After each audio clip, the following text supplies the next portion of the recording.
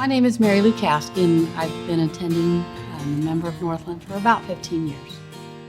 As a child, I was chubby, and if you might remember back when they had size 6X, the X never meant anything good. And I was ridiculed and made fun of. My struggle with food really magnified when I was in my mid-20s, and that's when I started gaining a huge amount of weight, especially when I was diagnosed with a disease similar to lupus and I was put on steroids. So here I'd gone from playing all sports, being a pretty hyperactive child and teenager, to being bedridden 2 different times for like 8 months straight.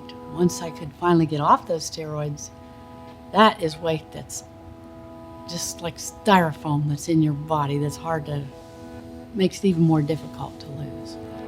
My first husband was Paul Bickford. We married the day after college. We had the joy of having 2 wonderful daughters, Rachel and Noelle, and he absolutely loved being a dad. He was a fantastic dad. When we were 31, he started losing a lot of weight and having health problems, and he was diagnosed with melanoma that had already spread to his lymph system. He was given a very, very small chance to live.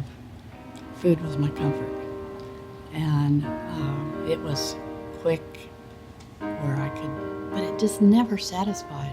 Maybe for a few minutes, like probably any other thing that people would use to numb pain. Quickly the pain was still there. Well, November 4th, 1994, Paul went to heaven. And we were very close to my brother and his family, spent a lot of time with them.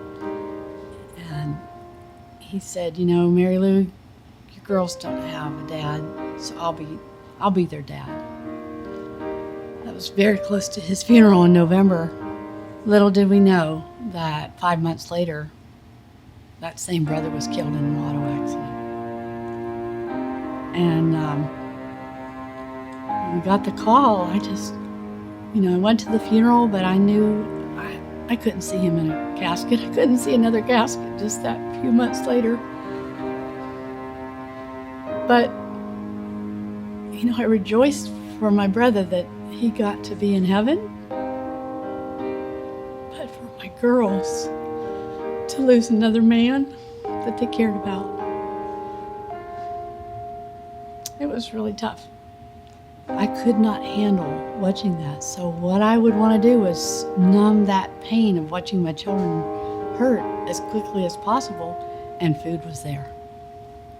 One of the wake-up calls that I had for me personally was at a doctor's office, and I remember looking at the chart and I saw that he had written obese on there, and I thought, I was offended. I thought, obese?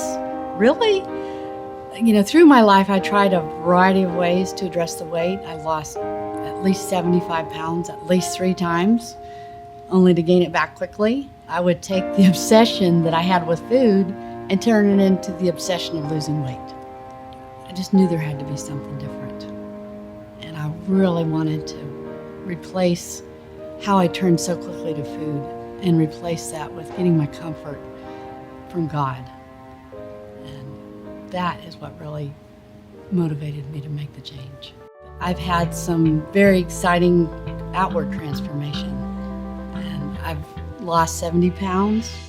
After Paul died, I remarried quickly, and I am so thankful that I'm very happily remarried. I'm remarried to a wonderful man. Coming up this summer, my husband and I will be leading a 7-week class. It's called Made to Crave. It's very positive. It's all about spiritual empowerment, and it's about God designed us to crave. He made us to crave, and our craving is for Him. It's not about how to, it's not about a diet, but it is about the want to, and the spiritual empowerment to really follow through on what you've really wanted in your life. And even though I've had great victory in my life, it doesn't mean I don't have stress. I have a tremendous amount of stress, but I no longer need food to calm that stress. I can actually become stronger during stress. I can give back and lead groups even during stressful times. That's so much more fulfilling than the temporary fix of food.